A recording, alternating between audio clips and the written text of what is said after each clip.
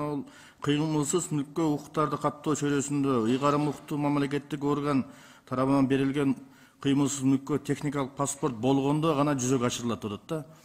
Бул жерде суроо пайда болуп атат да. Эгерде ал үй куруп чыгып кетти, ал жердеги үй курулган үйгө трансформация боло элек.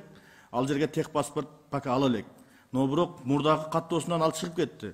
Кыргызстандын жараны эч жерде каттоодо болбой атат. Ал паспортту ала албай атат, балдарын садикке дагы, мектепке дагы орноштура албай атат, же шайлоого да катыша албай калат да.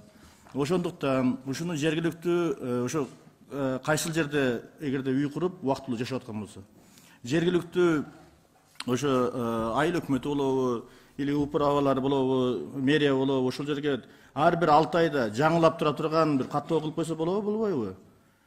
6 айда болду, 6 ай өттү, 6 айдан кийин барып, жок мен техпаспорт дагы эле ала элекмин үйгө. Дагы узартып коелу депчи. А бирок 1 жыл, 2 жыл эмес, или түбөлүктүү эмес. Убактылуу гана деп кылсак болобу, болбойбу, кандай болот?